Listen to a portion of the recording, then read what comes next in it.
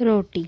दोस्तों, हम भारतीय की थाली का सबसे अहम हिस्सा है रोटी। हम भारतीय रोटी के बिना खाना समझ ही नहीं सकते कि हमारा पूरा हो चुका है। हमारे देश के लोग सुबह, दोपहर, शाम हर वक्त खाने में रोटी ज़रूर खाते हैं।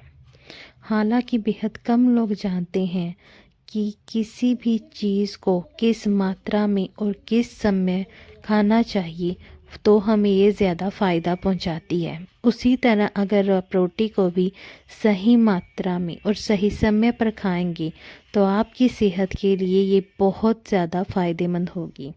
इतना ही नहीं, केवल रोटी खाने की मात्रा में कमी और बढ़ोतरी करने से ही आप अपनी सेहत को स्वस्थ बना सकते हैं।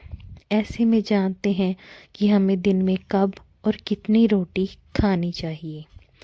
दोस्तों, सबसे पहले तो अगर आप अपना वज़न कम करना चाहते हैं तो आपको रोटी की मात्रा कम करनी चाहिए। दोस्तों, महिलाओं को वेट लॉस करने के दौरान 1400 कैलोरी का सेवन करना चाहिए। ऐसे में अगर वे 2 रोटी सुबह और 2 रोटी शाम के वक्त खाते हैं तो उनके लिए काफ़ी फ़ायदेमंद होगा। और इसी तरह अगर हम पुरुषों की बात करें तो वेट लॉस के लिए उन्हें 1700 कैलोरी का सेवन उचित बताया गया है। दोस्तों, में ऐसे पुरुष सुबह और शाम 3-3 रोटी खा सकते हैं। दोस्तों, अगर आपको भूख बहुत ज़्यादा लगती है, भूख बर्दाश्त नहीं होती और आपको वेट लॉस भी करना है तो आप गेहूं के आटे की जगह ज्वार, बाजरा, रागी की आटे की रोटी भी खा सकते हैं। ज्वार की रोटी में सबसे कम कैलोरी पाई जाती है दोस्तों, और साथ में ये ग्लूटेन फ्री भी होती है। इसमें फाइबर की मात्रा भी ज़्यादा पाई जाती है। दोस्तों, इन सब से अलग अगर आप रात के खाने में रोटी का सेवन कर रहे हैं तो इसके बाद आप सैर करना बिल्कुल भी ना भूलिए।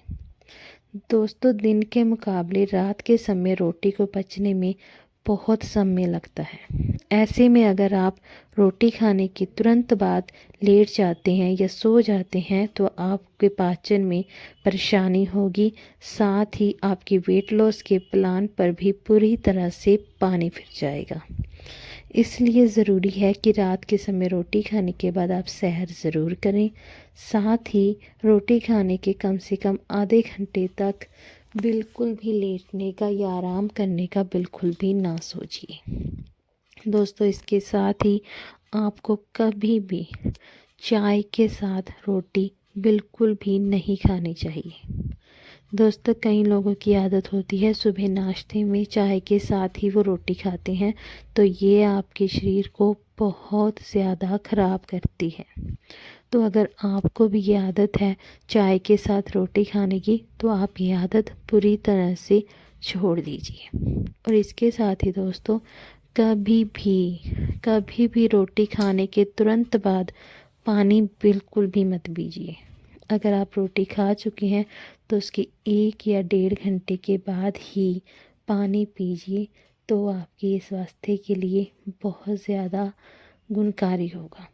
दोस्तों, कई लोगों की आदत होती है रोटी खाते खाते साथ में ही पानी पीने की, तो ये भी आपके स्वास्थ्य के लिए हानिकारक ही है।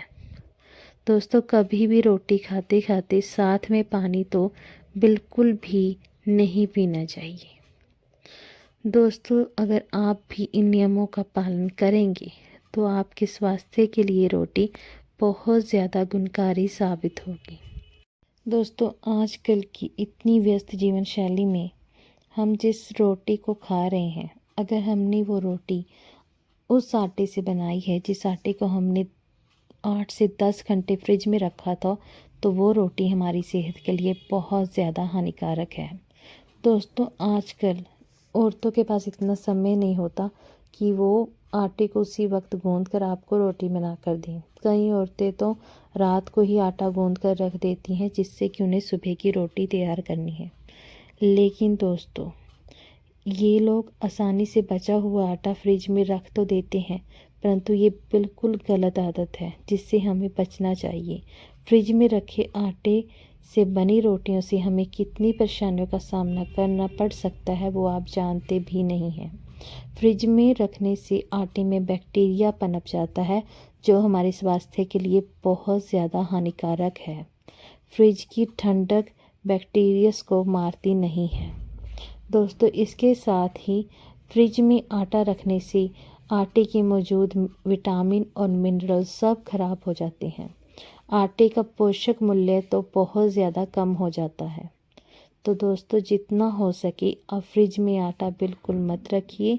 जब आपको रोटी पकानी है तो उससे कुछ समय पहले ही आटा गूंदिए और जितनी आपको ज़रूरत है आप उतनी रोटी बना लीजिए।